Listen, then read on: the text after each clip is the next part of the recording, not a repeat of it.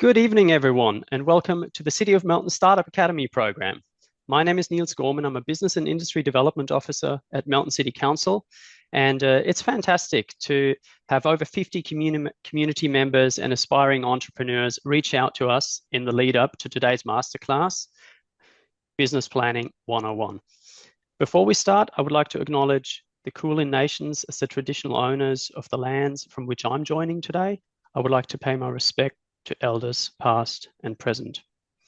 Just again, a reminder, please keep your cameras off and your microphones muted during this session until we start the Q&A and the group mentoring session later this evening. If you have any questions during this time, you can post them in the chat. We will try to get to them all at the end of today's masterclass. Now, it's probably fair to say, and I assume most of you will be aware of this, that the City of Melton is one of the fastest growing cities in Australia, and it presents fantastic opportunities for business startups. Our gross regional product, as you can see here in this graph, has been on a steep rise, in particular over the past 10 years. It currently sits at just over $7.5 billion, and we have over 17,000 businesses trading in our city. And those businesses are servicing a population of currently 220,000 residents, which is actually projected to grow over the next 20 years to over 450,000. So that's a growth rate of 100%. What I should also add is that the growth of small businesses in our city has been tracking well above the state average for a number of years. And we also know that many of the founders of those new businesses in our city come from diverse backgrounds. approximately 50% were born overseas, and the state average here is 35%. So all those numbers, what do they mean? They mean two things. The City of Melton is really ripe with economic opportunity, and the entrepreneurial spirit is very strong in our city. And you all represent exactly that. Here to support you on your journey from having a business idea into making your business dreams become a reality is Victor Con from Business Ignite. Victor is a highly experienced business growth strategist. He's a certified business advisor with over 17 years of experience. So you can rest assured you're in really good hands. Before I hand over to Victor, please also note that you will receive a copy of tonight's presentation, and there will also be a link on screen later on, which will allow you to book in for your own individual one-on-one mentoring session with Victor. After the mentoring session, you'll get further access to online learning content, tools, templates, calculators. Victor's got some great material available for you, and yeah, I recommend that you make use of that. So without further ado, I'd like to welcome Victor from Business Ignite. Victor, over to you. Thank you, Niels, and thank you, Susan, as well. So welcome everyone to the Business Planning 101. Today, the focus is taking your business idea to business success. Now, today's training is sponsored by Melton City Council. I'm Victor Con from Business Ignite, and I'm excited to help you bridge the gap between having a good business idea or opportunity and then converting them into a real, sustainable, and viable business model. Now, a little bit about me. Now, Niels have already introduced an overview, so I won't bore you with the information. It is the same slide. So I've started my official business journey in 2008, but in 2004, I actually started as a side hustle. I've got a business as a side hustle. Then over many years later, about maybe 4 or 5 years later, I'd say, look, I think I'm pretty ready. I've got the confidence. I made some money, and then I took the chance of getting money from the bank, using my investment property as a collateral, and pretty much start from there. So the model that I've used was very simple. I buy lemon, a business that kind of declining, and I groom them, and then I sell them off to startups, aspiring business owners, often achieving 3 to 9 return on investment.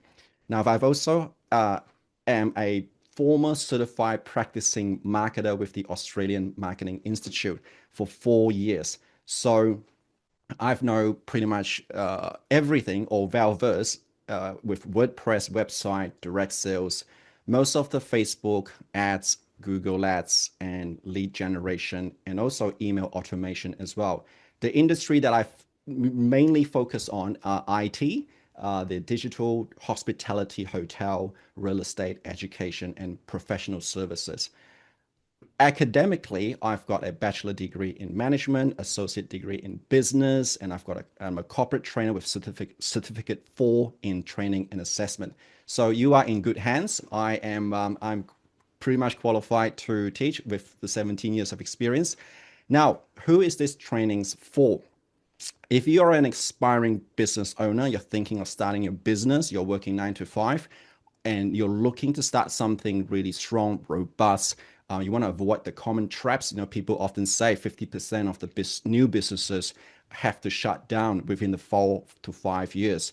And you don't want that to be the statistics. So this training is actually for you to help you create that make sense of the big picture so that you can move forward in your business journey with confidence and with clarity. The second one that this training is for startups, especially those that are less than 3 years old or maybe 4 or 5 years old. You've just launched something, it's working, whether it's side hustles, but you feel a bit messy. Like there's so much to learn. Like, where do you do first? Marketing, sales, finance, so much to do, so much to learn, not enough time. And that's completely normal. But the beauty of this is that this is the best time to take this training to learn as much as possible so that you can step back, do some self-reflection, and fine-tune your directions, adjust your trajectory, and shape your business into something that truly fits you, that aligns with your goal, your vision, and your purpose. Because sometimes, most of you set up businesses, and then you find that after 2, 3 years later, you start, I've leaned against the wrong wall, and all your money just went down the drain. So think of it like this training as like trying to slowly bend the branches of a tree when it's still young. It's easy to do it now than later. So a quick word of advice before we begin. Today, Business Planning 101 is not about ticking boxes or completing a one-page business plan or filling out a 32-page business template. I've got all that. You can access those in the Entrepreneurs Hub. Today's mainly focusing about trying to help you think smarter, to step back, seeing the big picture, and strategically see, okay, how am I going to navigate your business idea into a direction that actually makes money? So hopefully in today's training, I hope to challenge you to question your business idea. Just keep an open mind. You may say, look, I'm very confident, Victor. I don't need any challengement. But hey, just keep an open mind. The content that I'm about to present today, because I've seen enough businesses and I can conclude that not all businesses are worth doing. Some business can really crumble within 2, 3 years, but there are also a handful of businesses that have huge potential for growth and for revenue. So my job today is to act as a guide, but you have to go through the brutal self-assessment with yourself as you're going to be a founder, as you're going to be a director of your business. So what we are not going to cover today are, what is the difference between sole trader, trust or partnership, or PTY LTD? What's the pros and cons, and how do I register? We're not going to talk about that. We're not going to talk about permits. We're not going to talk about licensing and regulation, because that's where your friendly counsel is all about. They can give you those information. We're not going to talk about, where to find the right location, what business insurance to buy, how do I choose my business name, or what are the government essential useful links. We're not going to talk about that, because I cover all of those in the Entrepreneurs Hub, 9 steps to set up your business, and I cover that extensively. So I'm just going to put a cross there for clarity that we're not going to cover that. We are going to we're going to focus on the strategic side of business planning, how to design your business model with today's reality in mind. Now, technology is evolving fast, like AI is changing the game. You need a plan, a way of thinking that is not just conventional, but adaptable. So this session is designed to give you that, a structured guide to your thinking process before you start pouring in your time, money, resources, attention, energy, something that hopefully can grow, but you don't want them to kind of fall apart. So I won't be sugarcoating the content today because you need to understand that a business plan is not a strategy. A strategy is a tactical thought process that will empower you to achieve your desired outcome in a competitive and uncertain environment. So it has to be tough. So my mission here is to equip you with key tactics designed not only to help you achieve your definition of business success, because everyone has his own definition, and also challenge your current thought processes so that you can forge a truly sustainable and viable business model in the long run. So, all right, let's get into it. Are you all ready? Just give me a thumbs up. A thumbs up. All right. Okay. And today we are going to cover the following topic: how to establish a sustainable, viable business model, how to convert or turn a business idea opportunity into a business, like a business that can make money, how to craft your business plan, how to be financially, no, how to look at your financial and operational matters, because that's also important as well. As you can see, business plan is not just about completing forms, but look at, okay, what finance do I need? What are the operational logistic workflow processes do I need to put in place? So you need to have a look at that. Also, what are the common pitfalls? And I will also be sharing some success tips on how to achieve your business success. And finally, live Q&A. So a little bit about housekeeping. Now, I know along my contents, you may have some questions. If you can kindly just hold on to those questions, because it's all recorded, and just jot down on a piece of note, or you can use the chat area so that you can, and I'll address it in session 6, which is live Q&A. Throw me any question and I'll answer it. All right, so let's start with session number 1, how to establish a viable, sustainable business model that is scalable in the next 5, 10, 15 years, and maybe not that AI cannot really disrupt your model, or perhaps robots as well, which is coming soon. So in fact, I have a better question for you. You should ask yourself, is your business idea right now and its business model viable and sustainable in the next 5, 10, 15 years? So start asking that question, because in today's time, I think it is no longer that, oh, I've got a business idea. I've got this fantastic opportunity.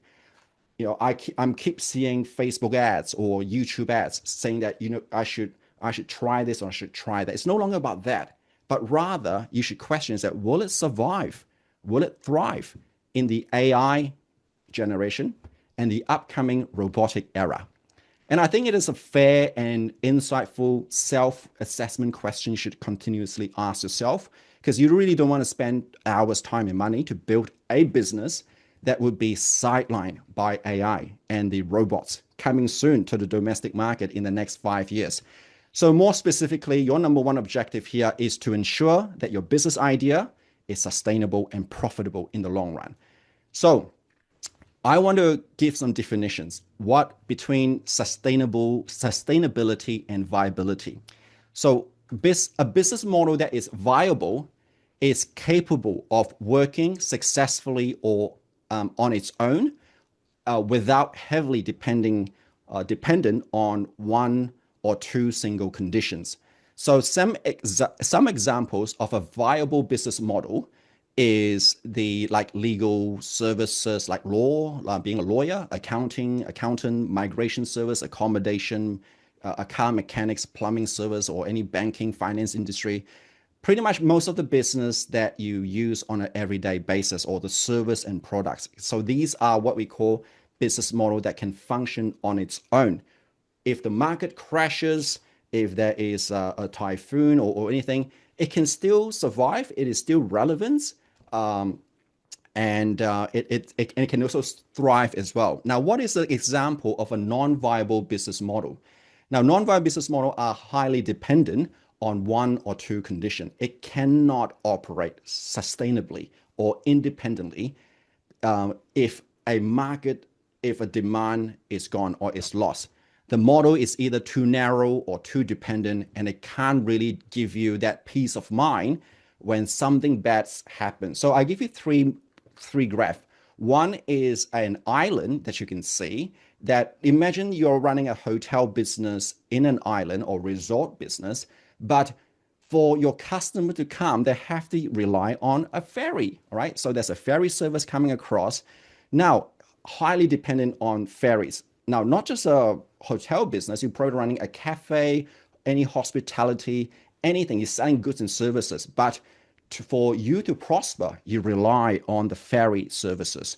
So if there's a storm, if there is a typhoon or the port collapses, something breaks down, union protests, then there won't be any flow to the island. That means your business doesn't have a viable business model. The second example, if most of you are old enough, you remember Blockbuster videos and used to rent out DVD, VHS tapes. It vanished quickly as soon as the internet, high-speed internet takes over. Now, of course, Netflix, Disney Plus, HBO, Paramount Plus completely dominate the entertaining industry. So again, here you need to ask yourself and assess, will your business model continue to be viable in the coming years? Will your market, your customers, get tired of your products and services? Will your market lose interest? Can your competitors clone, emulate, or copy your recipe, your trade secrets? Once your idea becomes successful. So these are all the questions you have to go through. And can you adapt or optimize and enhance your business with AI, with technology, with software?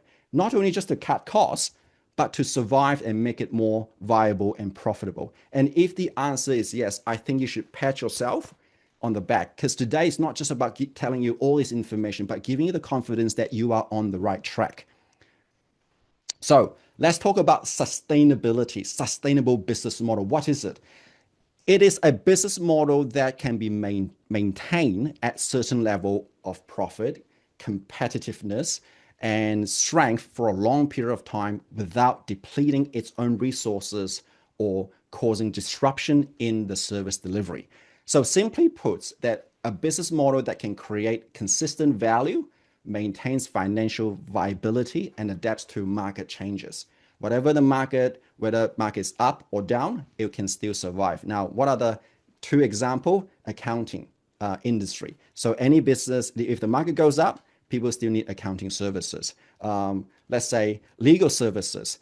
There's always ongoing business transactions. People want to sue one another. Litigious, common, always also divorces, family. So legal services is also one of the sustainable business models. So without over reliance on a single product. So this is a prime example.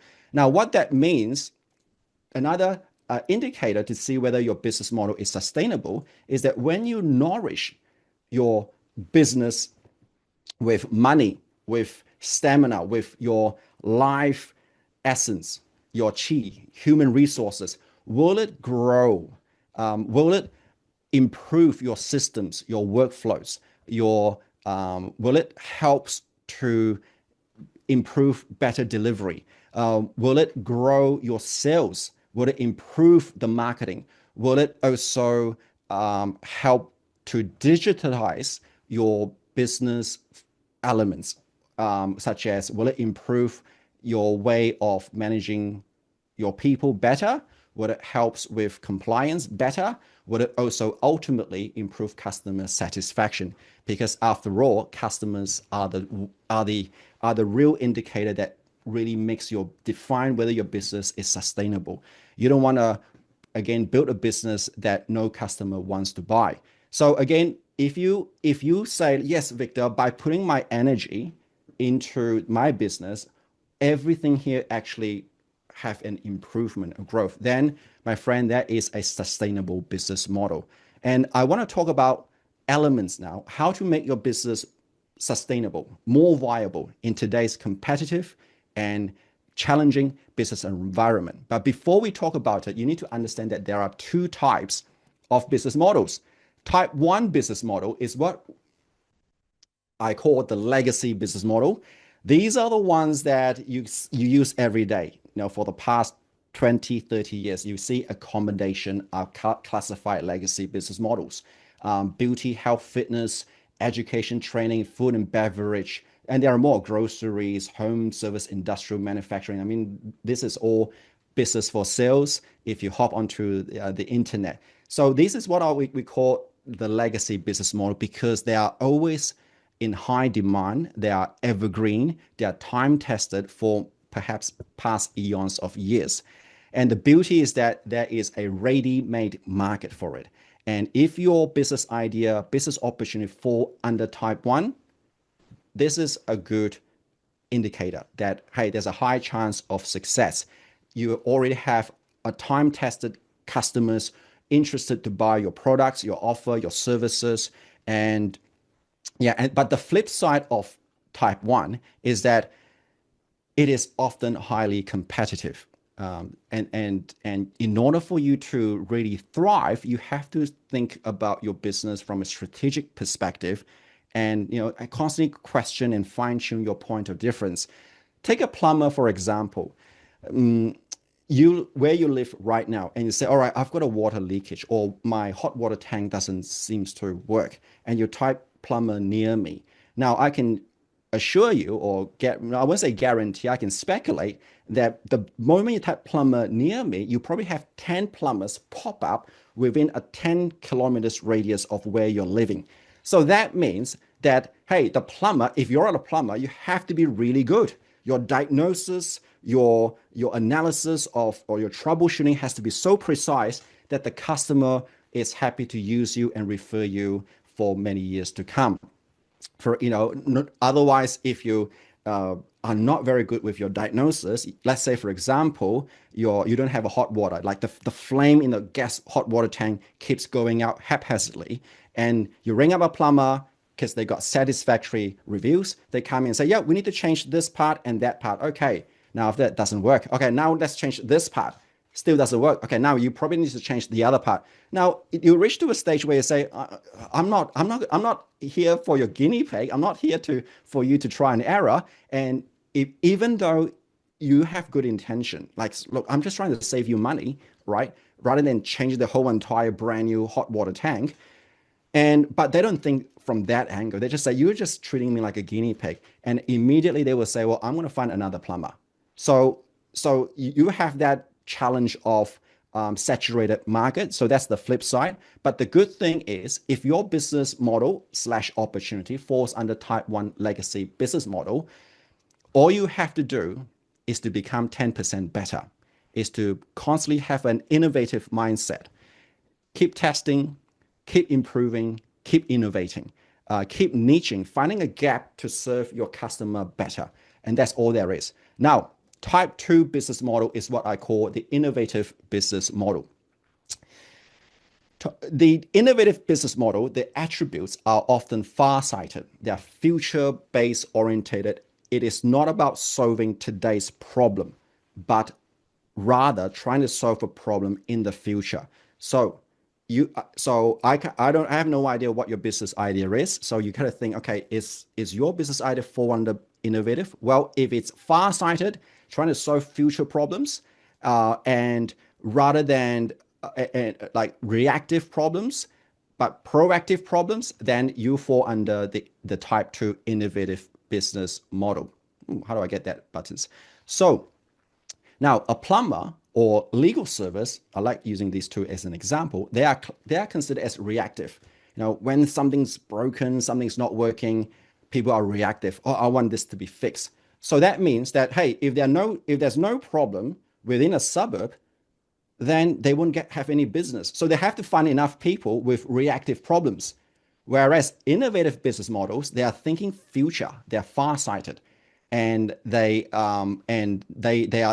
concern more about, okay, what can I do now that can preempt the future needs that can also solve problems in the next 10 to 15 years. The other attributes that they have, so example here is the BlackBerry and the iPhone. Now, once upon a time, the BlackBerry has physical keyboards. And what happens is that Steve Jobs say, look, this is restricting the developers and the programmers from improving the technology. So they made it digital keyboards, which means that the developers are now can create apps around the keyboards. There's more flexibility. So that's an example of an innovative business model. And of course, it's agile, it's scale for growth, and the other attribute is disruptive, lean, and often decentralizing. So Uber is an example. Their aim is to completely wipe off the taxi industry. Airbnb with the intent of trying to wipe off the hotel industry. So they are pretty disruptive. Examples are apps, software, tech, robots, and invention. Now, what are their target market? Now, the target markets, if you fall under this, is that they are slightly more sophisticated, more tech savvy, and educated consumers. And the good news is that they're often willing to pay more for the status, for the convenience, but in return, they expect innovation, they expect non-conventional service, and they want ease of use because they have less patience. Now, examples of type 2 business models are technologies, which I've talked about, ecosystem-based, which means that products and services that work in synergy within the only ecosystems, just to create that monopoly. So examples are Adobe, Microsoft, Apple, and Google. They all have their own ecosystems. With Microsoft, it's Outlook, Word, Excel, Power BI, SharePoints, and so forth. I'm sure you are familiar. And then there's also a subscription model. This is where they start to create that you create and curate contents to deliver a consistent service to solve a need and problem in exchange of a small monthly fee. So Netflix is a primary examples, Disney Plus, and also Entrepreneurs Hub that I've created that is on a subscription model base. So there's also platform, marketplace, e-commerce, product innovation. So this is where the engineers turn something physical into a scalable products. So there's example of Squatty Potty, Simply Fit Board, pretty much any tangible products, inventions that you see on Shark Tanks. They are example of products innovation. So my takeaway is that innovation doesn't actually have to be that it doesn't have to be that you have to create yourself. You can actually tap on what's already existing. And what that all means to you for type 2 is that as a startup, as an aspiring business owner, you don't actually have to build all these platforms because none of us have the resources and the manpower or the talents to build all these. All you have to do is just is to tap on to the existing technology or the bandwagon and just align your business idea or model to integrate with what's already working. For example, hey, if your business idea is kind of gravitates towards technology, SaaS, hey, just use the tools. There are so many tools to automate your operation. For ecosystems, now you may not have the funding similar as Adobe, Microsoft, Apple, and Google, but hey, you can group a group of business owners and form a special interest group and refer businesses to one another. For example, let's say you are an accountant, you collaborate with bookkeeper, you collaborate with Xero software, you collaborate with marketing agency, business consultant, because they're all complementing one another. And as a result of that, you just refer business to one another. It's a very tight network. And that itself, kind of like, this is within your own ecosystem. So another way is if you have a invention, look, rather than just sell your invention or your license or anything, you can have a subscription model, for them to use your your technology, product base, you can have a subscription model, something low price, people love it. And or you can put it into the marketplace to distribute your increase the frequency of sales, because a marketplace is where people where there are a lot of ready buyers looking to buy things, and that is one way you can get things done. Now, once you have your business idea fit into type 1, like once you're clear whether okay, I think my business idea is in type 1 or type 2, the next thing you want to ensure is to really make it sustainable, because you can sell a couple of products or services, and it can be exciting, but if the sales is only seasonal, like during winter there's no sales coming in, or during summer, your products and services is not applicable. Now that's not a very good viable, sustainable business model. Or perhaps it's focusing on one-off transactions. Then I don't think that is a real business. It's more of a hobby. But if you're really, really serious about, look, I want a business that is really profitable, then there are three key principles that you should follow. Number one is that you need to build a model that outlives the trend. And there are 5 rules to follow. Number one, please do not chase what's hot. Because what's hot today usually gets replicated, saturated, or burned out in a few months or years to come. Number two, don't fall for business model that promise to be easy. No experience needed, or anyone can do it. Just buy this program, just subscribe to this particular system. You see them everywhere. Sometimes influencers on YouTube or Facebook, Instagram start selling drop shipping, affiliate marketing programs, or automated trading that you say you don't have to do anything. Just let the bots do it.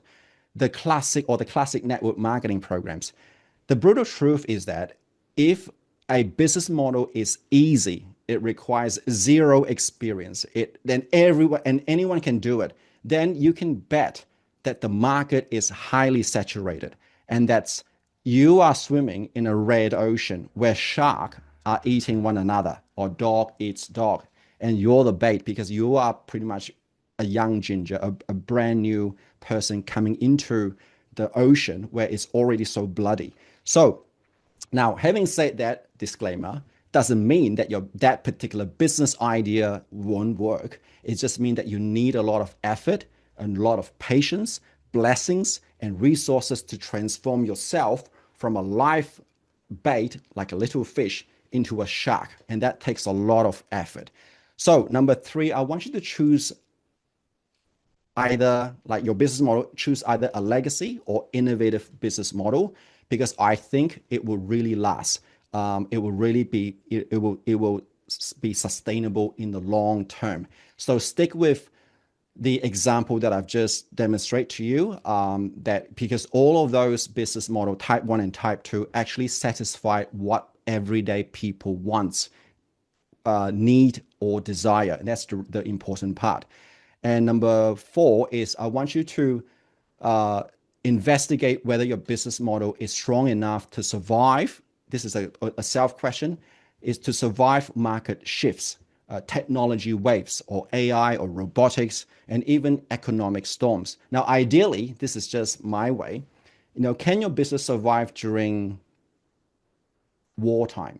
When there's a war, when there is a flood, can it survive? Like, I'm not saying you have to completely shut it down. I mean, there's probably a pause first, but hey, it's still valid. If the answer is yes, then that's my recommendation. Find a business idea or tweak your business idea that is adaptable. So remember, keep in mind, lastly, is longevity always beat a hype. And that is it. Now, number 2 is I want you to start focusing on making money first before scaling. See, before you rush to scale, because it's very natural to say, look, I want to grow really quickly. You've made a couple of sales. I want to jack it up. I want to ramp it up, right?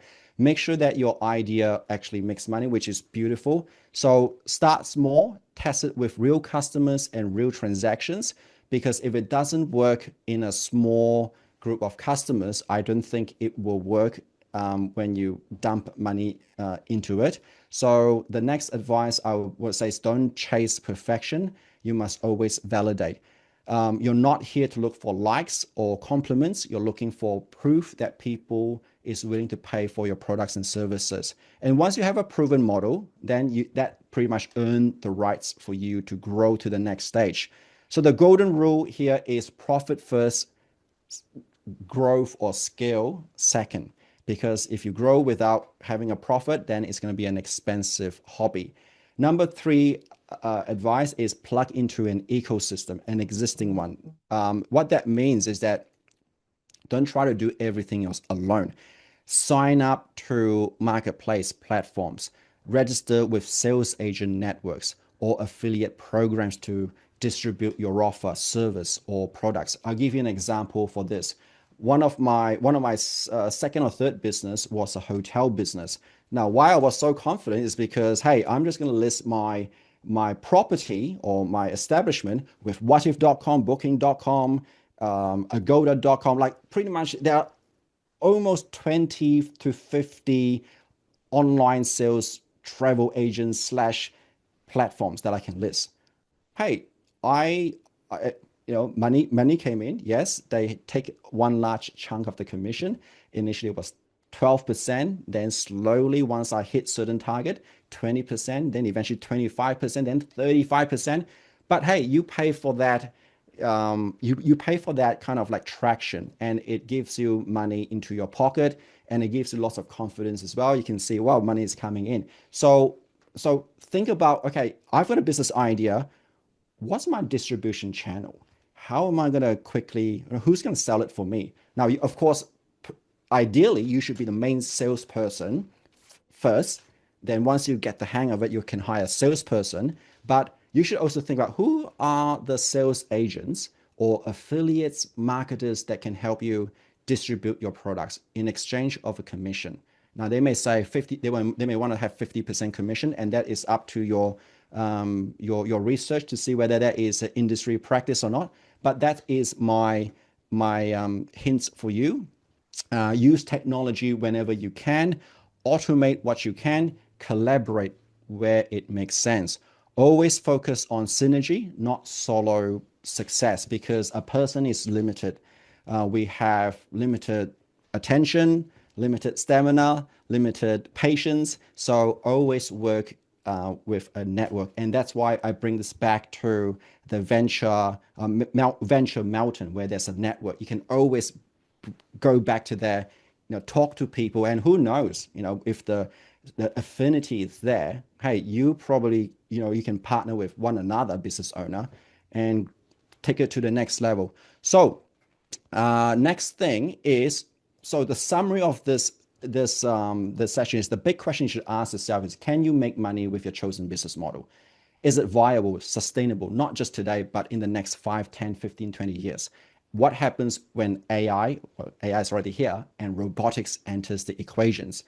Can it be further optimized, your business model, with systems, not just the products, not just the service? Can you richly systemize it so that it can operate without you being there most of the time? Now, as a first starter, of course, you're going to work 9 to 5. Now, you're going to work really hard, but does it have the potential to be self-reliant, to be automated? So that's the question. Otherwise, like I'll give you an example. You can actually make any money with any service, like doing lawn mowing, right? A gardener, chopping trees, pruning trees. Now, can you actually systemize and make it really self independent? The answer is really no. If you fall sick, if you have a stomach cramp, or if you have some kind of a family discord or some challenges, your business stops. So you have to question, okay, is my business model, can I actually automate it, make it less dependent so that I can have some life? So try to put that into your to do that question. So here we go. Is it not labor intensive? So now labor is very expensive in Australia. So try to keep that in mind as well. Okay, now let's move on to stage 2, how to turn any idea, business idea, into business success. And now, A great idea is only great if it solves a real problem. And here is the framework for turning an idea into, that's a typo area, turning an idea slash opportunity into a business success. It is first, problem. What is the problem you wish to solve? Solutions. What are 2, 3, or 4 solutions that you can solve these problems? Because, hey, if you only have one solutions, you can be sure that your competitors have the same solutions as well. So make sure that you have at least 2, 3, or 4, like legacy solutions. Okay, you can have others as well. Market. Who are you trying to target? Who are you trying to reach? Start small first. There is we have heard about the minimum viable products. You should ask yourself, what is your minimum viable market? Just try a small market first, test it out first, validate. And this is pretty much all there is in a nutshell to validating or converting your idea into a business success. Now, here is the actual step-by-step on how to turn your idea opportunity into a business success. And I think there are 8 steps. Step 1 is to be clear with your problem statement. So let's do a quick visualization. Just, you don't have to say it out, just do it in your mind. So the problem, let's start with it. The problem I solve, just think about your problem you solve is what? So example, the problem I solve is fixing computers, is to beautify someone else's office space by renting out plants.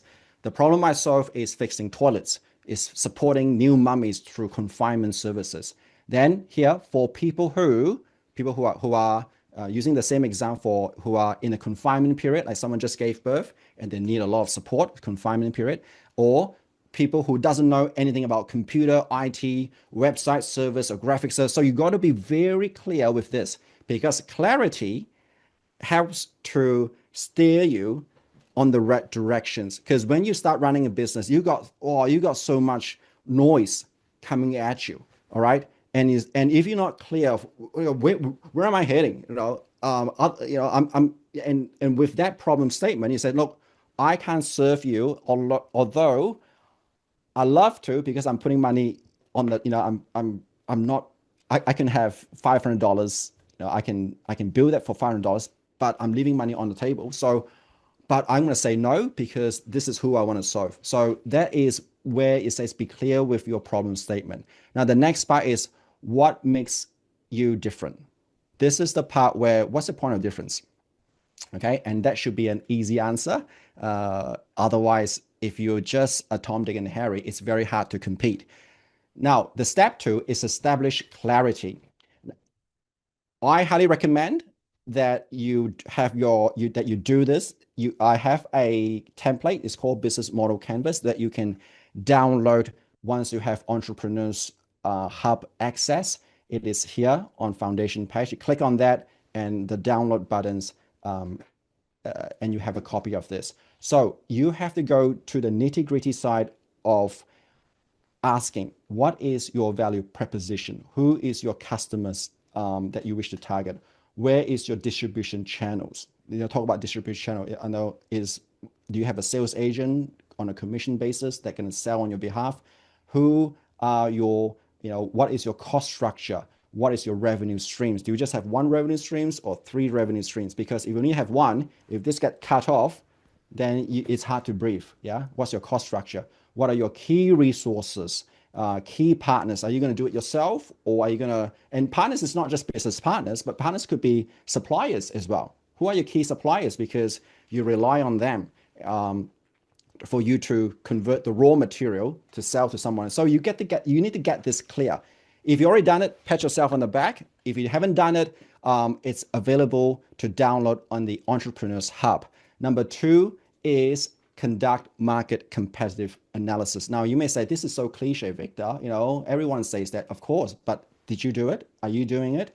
And I think if you haven't done it, do this. Very important. You need to know who are your competitors. And my recommendation is first, perform online research. Very simple. Identify 10 competitors, shortlist 3 of them, investigate that top 3 competitors. What are the strengths? What are the weaknesses? Which is the SWOT, opportunities and threat. And you say, I don't know all that. Well, have a best guess. Look at their Google reviews. Look at their glass, what our glasses like glasshouse.com. Check out what the staffs are talking about the competitors. And again, everything I talk about is I'm doing it too for the past 10 years. Perform competitive analysis. Again, I've got this competitive analysis template in Entrepreneurs Hub, and it is right there. This is just a snippet from the dashboard. I'm just going to go back. So, and that's what. Now, step 4 is to perform SWOT analysis for your own business. The previous step is conduct competitive analysis on other people's business, your competitors. Now you're going to need to have a SWOT analysis for your own business. And this is strength. What are your internal core competency? Source of competitive, what makes you different? This is the easy part, and this is the fun part because we all know what our strength is. Now, the weaknesses may be slightly more challenging because you have to say, okay, what are my weaknesses? And you're going to face that, and it may hurt the ego, but you've got to do this. The next is opportunity. Where are the opportunities that I can distribute my products and services, and also the threats. Now, threats could be government regulation. They can switch any single time they want. I'm talking about increased taxes. Threats could be just well, I think COVID is a good threat that was difficult to predict. And this is a SWOT analysis. Again, we've got that in the downloaded. The next one is to draft your minimum viable products. Now, a minimum viable product is both a strategic approach and a tool that helps you prioritize your developments. All you have to do, if you haven't got anything at all, if you haven't got like you've got an idea and you say, look, what is the least that I can do? And you want to create a beta version to test it out first. This is what I call building your version 1.0 prototype, which includes enough features for early customers to use. The mission here is to quickly develop a prototype, a beta version, quickly test it out to see if it doesn't work. Is people buying it? Is it and then after quickly fine tune it. So again, we've got this template in the Entrepreneurs Hub. Now, what does it say is that if after doing all this, if the demand is low, then you can say, nah, I think I'll just throw in the towers, and you quickly learn fast. You're not losing a lot of money. But if the demand is high, say, hey, I've got the confidence. I'm going to double down on what works, and you can scale with confidence. So I want to give you an example. So again, so it's all here, minimal viable product form. You can have it. Now I want to give you an example. I'm a very techy person. I love software and tech. And this example is called appsumo.com. You probably have heard about it. It houses any software that you can imagine, that you can think of. And when you look at the price, what, $69.79, $49 for a lifetime access? Beauty, no brainer. I'm going to buy it, and it helps me automate a lot of your internal operation system. Now, the thing is that don't often say it is that the AppSumo is actually a MVP for the web developers to test their technology before they go full force or before they get investors to invest in their software. So often you find, and this is my experience, it's a stroke of luck. Sometimes you buy the software and say, oh, everything works well. But many times, like me, I've bought the software and I go, I shouldn't say that, but I find that, hey, the user experience is so clunky. Like it's not integrating, like the logos are there, the icons are there, but when you clicked on it, nothing happens. So yes, although it's cheap, if you're lucky, everything works well, but otherwise they are doing a test. They're doing their MVP on you. So what will happen is that, hey, when you buy something like that, $49 for $79, obviously you are testing their apps, their software, and you get really frustrated and you send them a feedback and say, hey, this doesn't work, that doesn't work. And they will use that to improve their software. And once they have a beta, they have a version 3.0 or 5.0, pure 100% functional, they're going to change the name and they're going to rebrand it, and they start charging subscription fee, $29 per month or $59 per month. No more the lifetime access. Or if you want lifetime access, yeah, $1,000. That's lifetime access. So that is the thing that you can, that's an example of an MVP. There's no such thing as free stuff. So I'm not going to talk much about how to use it because I've got a whole video training on that on my Entrepreneurs Hub. Now, the next step is test if your market really wants what you offer. This is an important part. And there are 3 ways to test. The number 1 way is what I call the conventional testing strategy. This is where you identify and decide, okay, who's your target market? And then you physically go there and offer samples, trial, free tests. Just imagine, have you ever walked into the shopping center? Sometimes, maybe Cocoa Black or any of the, juicy fruits, and they have this tester, someone standing out and say, would you like to test this, please? Would you like to test this? They are testing the products, okay? They're giving away free stuff in exchange of your contact information. And then they test, and then after that, when they say, yep, and you have a sip, they will take this opportunity to get some feedback from you, the good ones. The non-good ones, they just say, okay, here's another one if you want here. But the good ones are saying, so what do you like about this one? How's it different? And they start extracting information because you're already standing, you already come into their turf. So you have to get feedbacks, and you can ask about pricing, and that's where you review your stuff.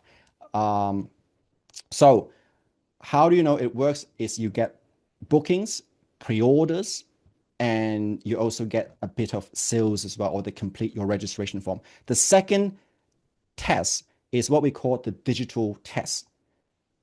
Okay, you got a business idea, you got a business opportunity. How and you may say, look, the conventional doesn't really work, Victor, with me. All right, you can try the digital strategy. Digital one, again, is always free sampling, trials, tests, demo, ebooks, report, consultation, assessment. And what you do is that you put an ad on Facebook, LinkedIn, YouTube.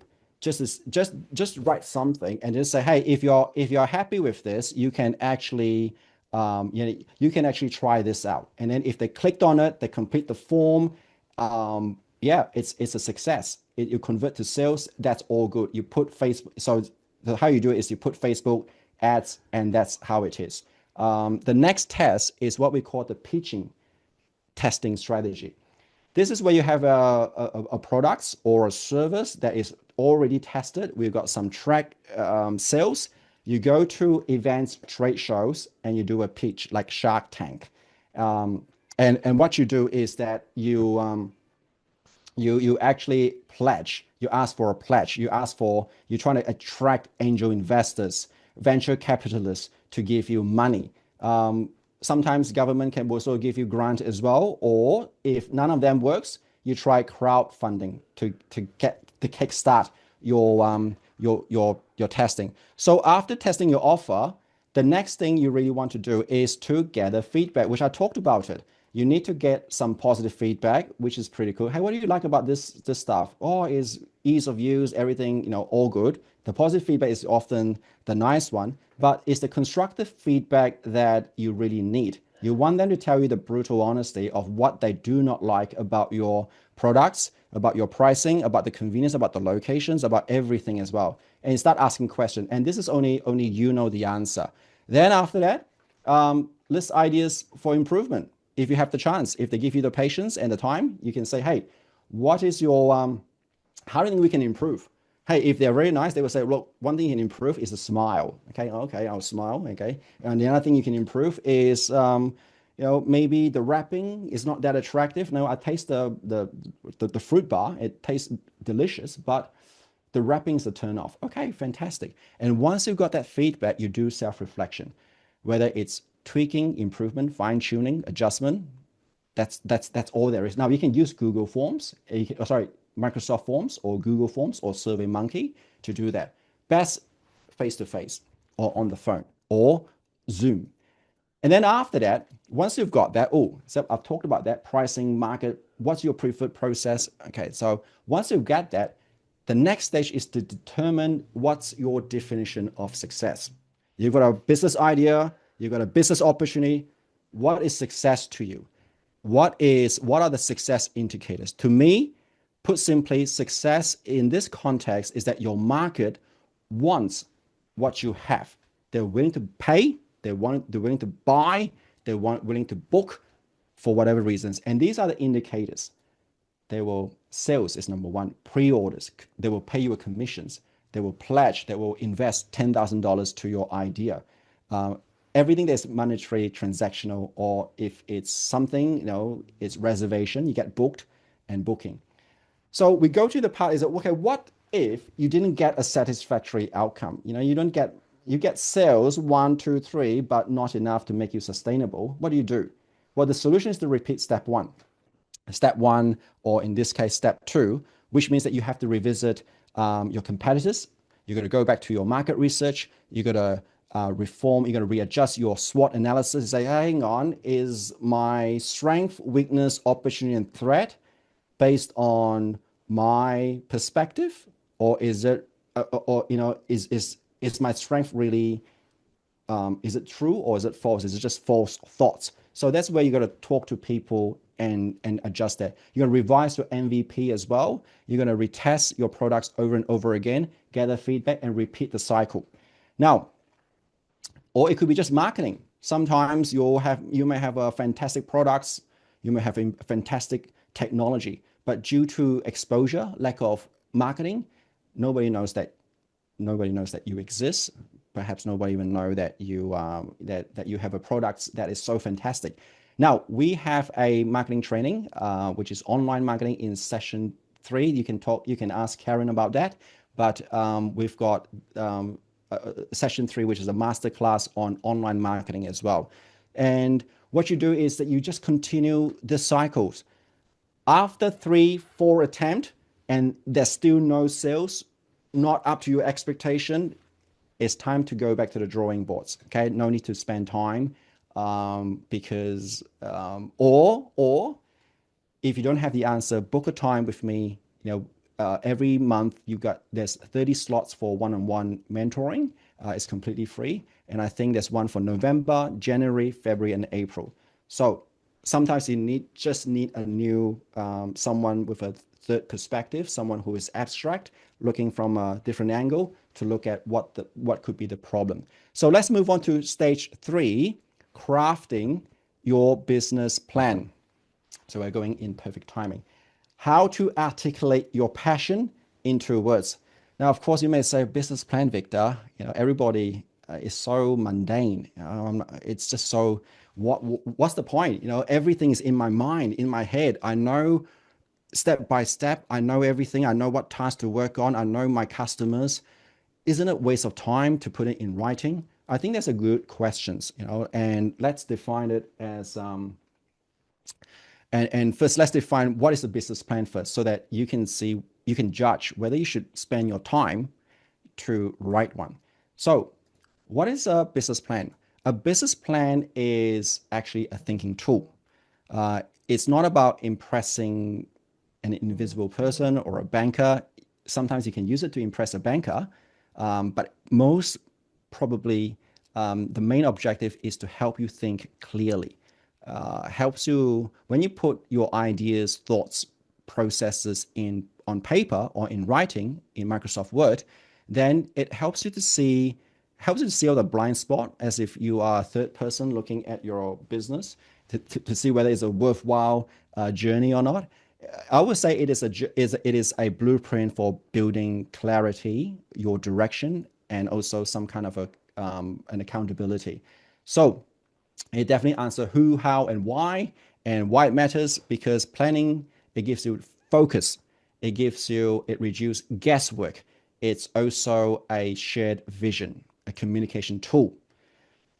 Once you have a business plan, if you have a business partner, hey, are we on the same page? They may say, no, I'm not on the same page. All right, let's adjust it, because you are putting your mind into a paper. If it's you can use it also for investors as well. The investors, if you want someone to invest $50,000 into your business, they will vet out your entire business plan. So, hey, if they say, hey, your value align with my value, everything you say it ticks the box. I'm willing to invest $50,000 into your business, and we'll just go through this. And there are 2 types of business plan. One is the easy 1-page business plan. The other one is a conventional 20-page business plan. And the example, again, you all have a copy of this. Today is purely theory. You can get this. This is a one-page business plan analysis. I can't really zoom in, but it focuses on just key aspect: historical performance, outcome needs, and then what your objectives and system, people, training. Just write this down very quickly. If we are doing a business planning tutorial, this is probably will take about 10-15 minutes because it's a quick one. Now this one, on the other hand, it just disappeared. It is a conventional 30-page business plan, and I have the whole entire training in Entrepreneurs Hub. So quickly is that you just have to keep it short, focus on clarity, not length, and a typical long business plan focusing on all these is executive summary, business overview, market analysis. These are the skeleton of a business plan. So full training on Entrepreneurs Hub portal, and here it is. All right, Entrepreneurs Hub. Go to here under Foundation, scroll down, and then you can watch the complete business planning tutorials when I was delivering this as a tutorial. So stage 4. Once you finish your crafting your business plan, whether it's 1 page or a 20-page, your next stage is really to become more financially and operationally ready. And the first step to this is, of course, knowing your numbers. That means figuring out what is your startup cost. Before you jump into any business opportunity, I highly recommend that you download this worksheet. Where's my worksheet? Okay, I am going to show this worksheet. There is a... Okay, I'm not going to show it to you, but hey, I'm gonna put everything into the LinkedIn group. Okay, the worksheet. So there's a worksheet for startup as well, and then you also so this is where you create an initial budget to estimate your startup costs, equipment, marketing expenses, forecast your income and expenses as best as you can. It's all guesswork, as best as you can. So this will help you to determine if your business idea or launch is viable, whether you need to borrow money from the bank, because I did in my first business, and it was very scary because I could lose it all, right? But on the other hand, it means that I've got no other way. I got to make this work. So there's two sides of the coins to this. And the second part is to work out your break-even points. Now there is a mathematical way to do this, and good news is I've got a programmer or a developer that designed a calculator where you can just click and drag, click and swirl, and it will work out your break-even points if you're selling products and services like units. Okay, if you're selling time like a consultant or services or graphic design or whatever professional services, you want to say, okay, what's my hourly rates, that minimum hourly rate that you should charge? Like a plumber hourly rate is probably $180 per hour. Okay, and then it works out this is the minimum hour work that you need to clock to break even. So let's define what is break even. It is the exact level of sales needed to cover your costs and start generating profit. If you fail to hit the break even in terms of sales, then you're actually making a loss. Now, it's okay to have occasional loss because business is dynamic. You can never expect to make sales most of the time. Okay, I definitely have lots of loss. Then I also have sales. So when you look at the big picture from a 1 year or 6 month time frame, hey, it's actually a profit. So one is a micro view of, I'm making a loss every single month, all right? But macro view is that, hey, what about in 1 year's time? I'm actually making a profit on average. So this is just a perspective for you to think about. Don't bash yourself. Don't be self-critical. Say, I'm making a loss, all right? It's part of the learning curve. You have to make a loss, to then fine tune it to make a profit.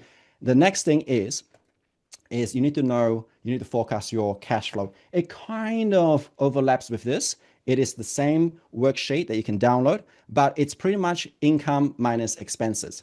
knowing where your income comes in and how to stay ahead. Again, I think that these three are the fundamental foundational point to form your financial backbone for your startup business.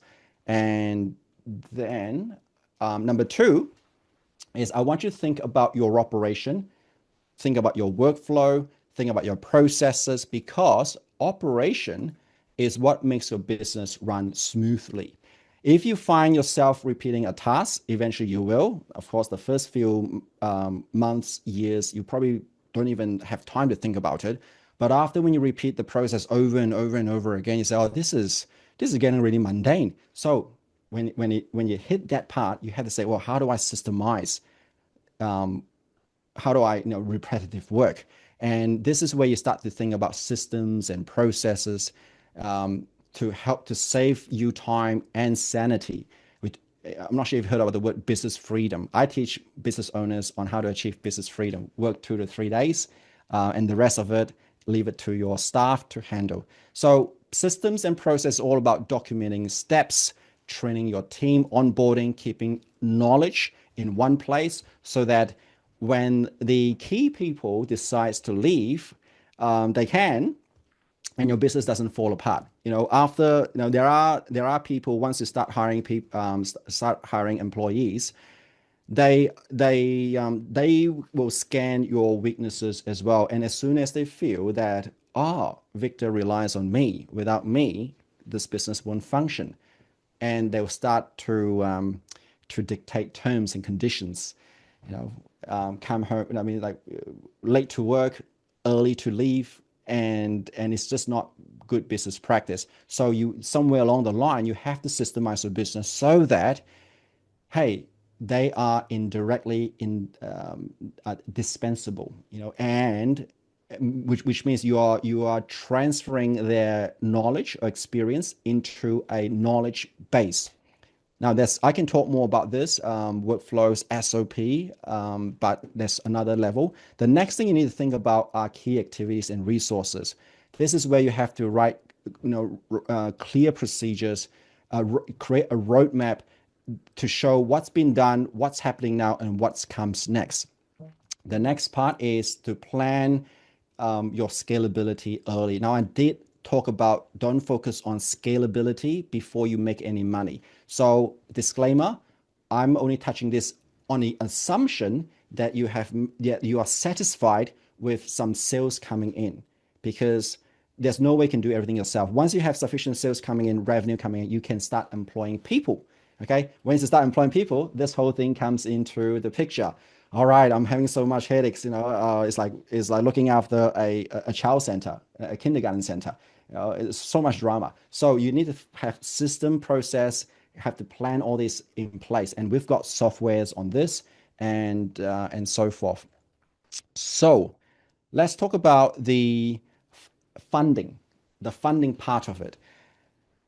A lot of some of you are probably very blessed. You may have access to family trust or some finances that you can extract it, the equity from your parents' house or from your existing house or anything. Or you are blessed because you've got friends who believes in you and have $10,000 cash or $20,000. Just here we go, pay me back when you have the funds, right?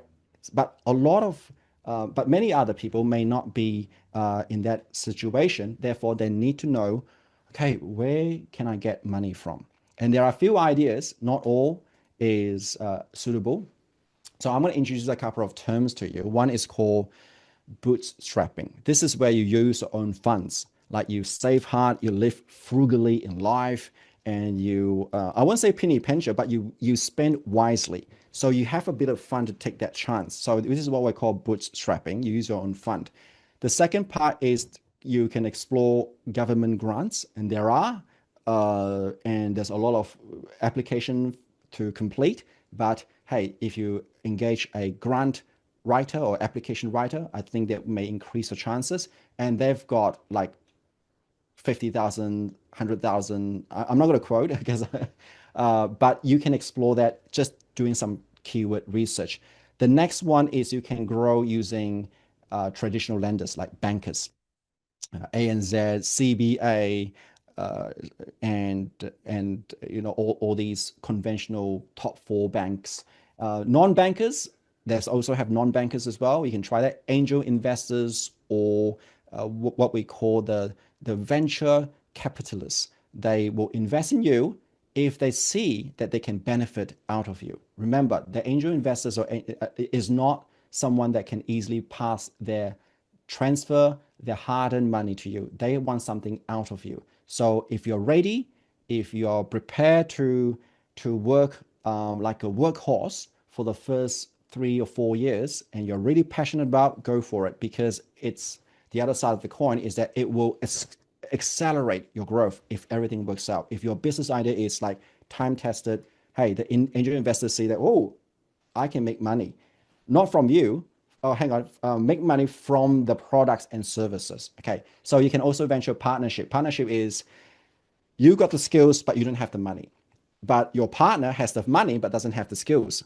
And they're really interested in your idea. This is a partnership in a joint venture as well. And yeah, pretty much it. I've got a practical video on financial ratios, but I won't talk about that. The number 5 is here. I'm going to talk about common pitfalls with your business idea, and also I'm going to talk about success tips, what to avoid and what to double down for growth. So what are the common pitfalls? One of the common pitfalls for business failures is strategy and directions. So number 1 is absence of business plan. I can probably say that most of my business venture, I always have a business plan. And when I start to look for a business to buy, I always do a business plan.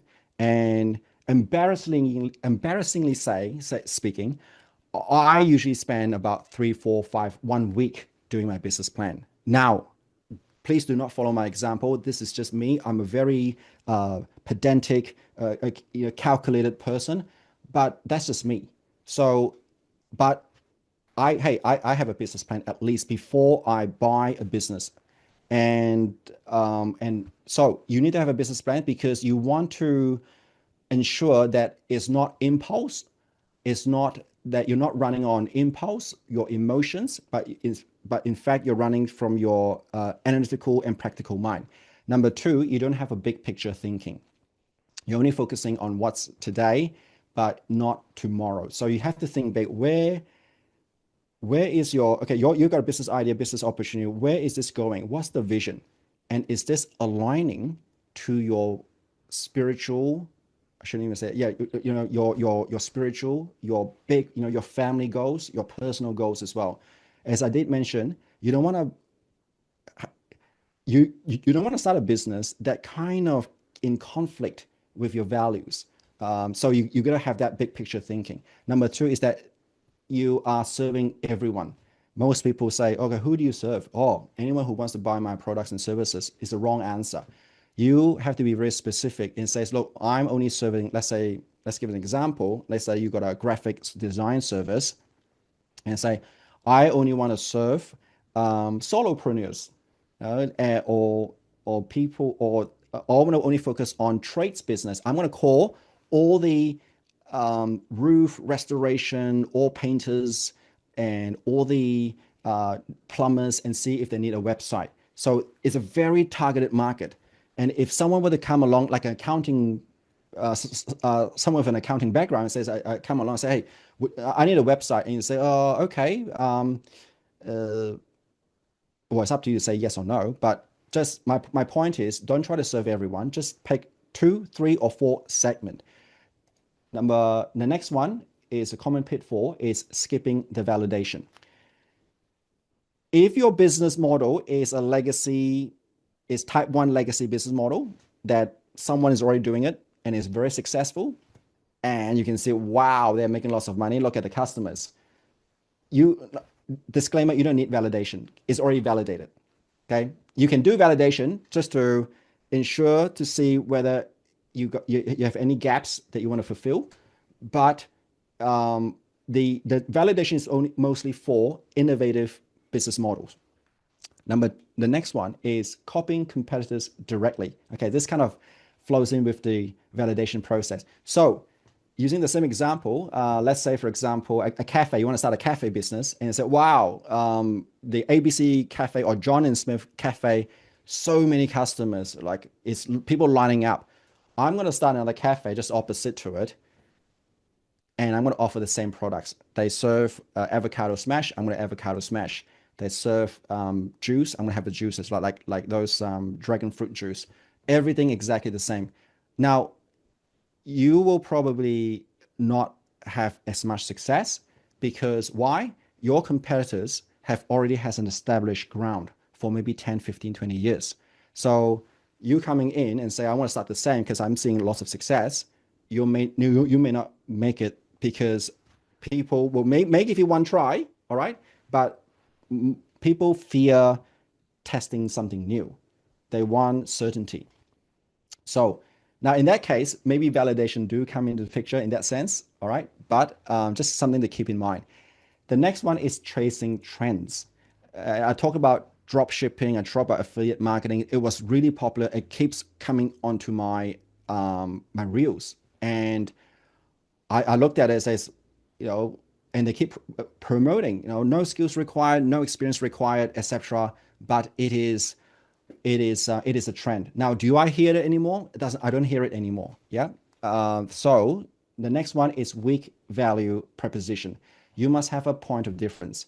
People, it's not. Let's not use your customer. Use yourself. When you buy something, unless it's really reactive. Let's say if you have disposable income, you also question why should I buy from person A compared to person B. So if you can apply the same thinking into your own business model and idea and opportunity, this you can resolve this. The next common pitfall is money and financials. So the first one is focusing on sales, but not on cash flow. I'm just saying this in general, all right? Once you reach to a state of the honeymoon where you are getting a lot of revenues coming in and you say, oh, I'm making $50,000 in sales.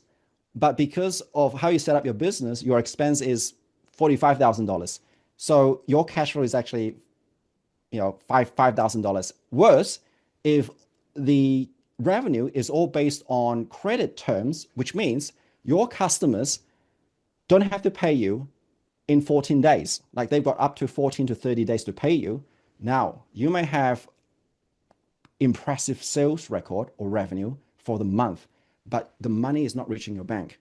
So this is to remind you, you need to focus on cash flow rather than sales. Number two is estimating your running costs.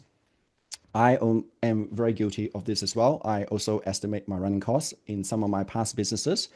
You have to pay attention to the recurring expenses. Now, this is a very common problem nowadays. A lot of the tools that you use will be on a subscription, $10 per month, $15 per month, $5 per month.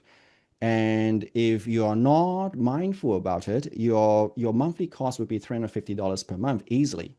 I'm not, even with net, all these streaming services, $9.95, but do you use them? So you have to start analyzing, all right? Don't underestimate all these running costs. The next one is being overly optimistic on best case scenario rather than real case. So this one is when you depend your success based on best case scenario. You must also look at, okay, what's the worst case scenario and what's the possible realistic scenario? And you're going to base and you're going to test your business idea based on that. Highly optimistic, realistic, and worst case scenario, 3 categories. You can do your own chart on that. The next thing is lack of financial buffer or low runway. This is the part which is to do with cash as well. You got to forecast and say, okay, I've got $50,000 in my bank. How long will it last until before I get a sales coming in? And how long can I survive? And this is the part where you can do your own analysis. And I also have an app for that, an interactive calculator. You can play with it. You can, if there's a lot of information here, you can always reach out book a one-on-one, and I can show you my interactive cash burn calculator. This is what we call cash burn to work out your financial buffer. The next part is poor costing and pricing strategies. This is where you set price without understanding the true margin, what's your cost break-even analysis. And the next one, common pitfalls, is mindset and execution. This is when you overcomplicated your plans. You're spending too much time planning, like me, okay, instead of doing. But not now. Of course, I've evolved. Then also perfectionist as well is also a bit like me as well. Like I'm waiting for everything to be perfect, but I got to remind myself that you will never have a perfect situation. You will never, 80% perfection is good enough, right? Just get out there and get some sales, call people up. Now they may complain. And I remember one time when I tried to take over another accommodation business, I don't have the beds yet, and it was so massive, but I need money to come in to pay for the bills. And the customer made a major comment, a guest made a major comment. You shouldn't have been starting the business in the first place. Look at the place, it's a mess. Now, yes, I can easily get affected about it, but hey, I made sure that the room that she stayed in, I delivered. She wanted a clean room, I delivered. The other aesthetics, I will improve it, but I need to focus on not being a perfectionist. Next one is doing it all alone. I hope by now you are not going to do it all alone. There is Venture Melton that you can join. There is one-on-one business mentoring service that you can book. There is also just find mentors, coach, or consultants to hold you accountable, to tell you something, to give you feedbacks that you don't like to hear, but it's good for you. The next part is no clear strategy, directions, but driven by impulse. Now, if you have a business plan, this doesn't apply. Feedback wise is the next one, which I talked about. If you have a network, someone who tells you in the face that, look, I think you need to turn right rather than left. And of course, you will use your own judgment, but hey, thanks for the reference. I'll make my own decision. Hey, that's a good enough feedback. And lack of patience. I won't say this. I think a lot of us have the patience. So I think we are pretty realistic. So let's talk about the factors that improve the probability of business success.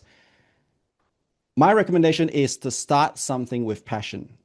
You have a business idea and I don't know what it is. And you got to ask yourself, am I passionate?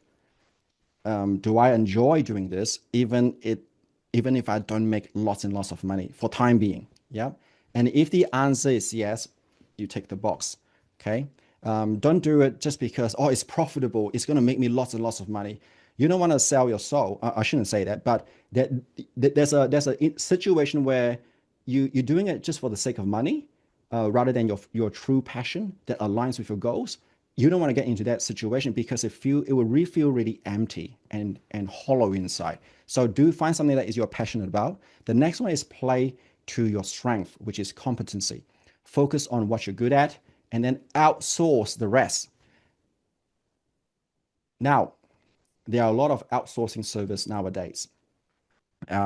Because you're starting small, you can consider offshore outsourcing, or there's a word for it, BPO, business process outsourcing. You can find more about it, keyword. You also need to learn about sales and marketing. This is non-negotiable. You have to learn these two skills: how to sell, how to pick up the phone and say, hello, my name is John Smith, and la da da da da. Are you interested to blah blah blah? Whatever you're selling, and you have to subjugate that ego and just have to do it. Now, marketing, you have to learn a lot about marketing as well. Fortunately, the Entrepreneurs Hub that, see if I can give you access to this one. Here we go. I've got digital upskilling where you can learn everything about online marketing. We're talking about TikTok ads, Bing ads, Facebook ads. This is just too much information for a lot of us. But hey, you have to be patient. Lead generation, website SEO, CapCut, and a lot more. So coming back to my slide is sales and marketing, non-negotiable. You have to be best. Most of the founders is in sales. I'm in sales too, but I don't want to disclose it. Not very impressive, but I've done sales. I'm not a sales superstar, but I'm impressed that I can convert things when I want to. I don't do it because I have a big picture thinking. The next thing is start lean. Focus on lean and be agile. Where do I start with this? You have to keep the cost low. It's no brainer. You're going to move fast. You're going to validate before scaling. You're going to focus on value. People have needs. People have wants to fulfill. People have desire. Focus on that. Fill it up. The rest is just, it's complementary. The rest is just aesthetics. The next one is to focus on your continuous growth. As you can see from when you visit my entrepreneur site, there's a two sides of the coin for this. Some people just will get blown away with, what, do I have to learn this much? The answer is yes. If you want wealth, you have to study wealth. If you want to be the best parent, you got to study, parenting. If you want to be a good neurosurgeon, you got to study neurosurgeon. Same thing. If you want to run successfully in business, you got to study business. Okay, it is not something that you can flick the switch and say, I want business to be embedded into my consciousness. You can't do that. You got to learn it. It takes patience. 3, 4, 5, 6, 7 years is a lifelong experience, lifelong journey. So business is a moving target. If you don't grow, you would literally fall behind. So that's leadership. If you remember the pillars that I talked about: leadership, marketing, management, finances, people. Also, you also have to work on looking after your own health. Otherwise, you may have a successful vehicle, but the driver is all drained and exhausted. What's the point? All right. The medical bill is gonna cost more than the revenue that you accumulated. So have allies. Next one is learn, adjust, and grow. And this kind of overlaps with continuous learning, which is what you're doing now. So congratulate yourself for staying up late. I think it's 8:30 p.m. So congratulate yourself. This is a indication of your commitment to your personal growth. And you have to learn, you have to make mistakes and just go back and forth, experiment what works, what doesn't, within your capacity, of course, disclaimer. Don't digress too much, just keep refining. The next one, very important, is purpose, vision, and mission. Now, I've kind of sowed this seed to you haphazardly. You have to go back to the drawing board. Business is all cool. I think most of you will make money, okay? How much is up to your own personal capabilities. You will make sales, you will make that, because eventually you will. But somewhere along the timeline, you have to say, okay, does it align with my purpose, vision, and mission? Because, as I say, there will be a lot of noise that will distract you from your road, what would take you out of the road. Yeah. And you have to say, okay, yeah, this doesn't align with my purpose, doesn't align with my vision. I'm going to stay back, because we all have limited fuel, attention, stamina. And you need that purpose to keep you going, to make you tougher, to build that resilience. Because the next part is the mindset that matters.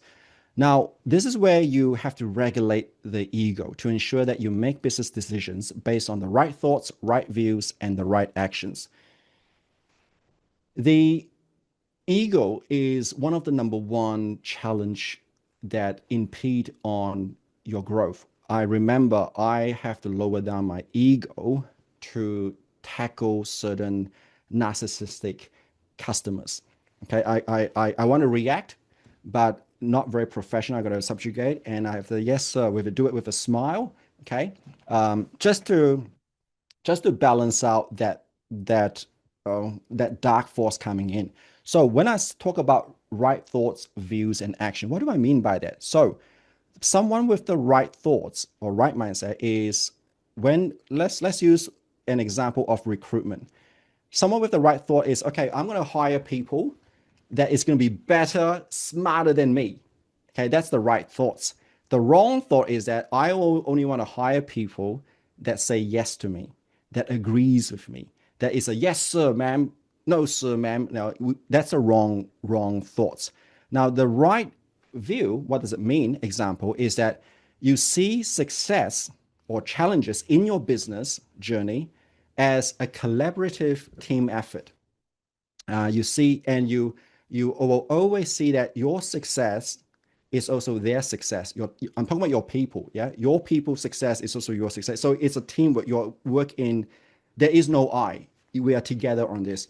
The wrong view of this, in your business journey is that you see that you are you are the only one that's achieved this. This is my business.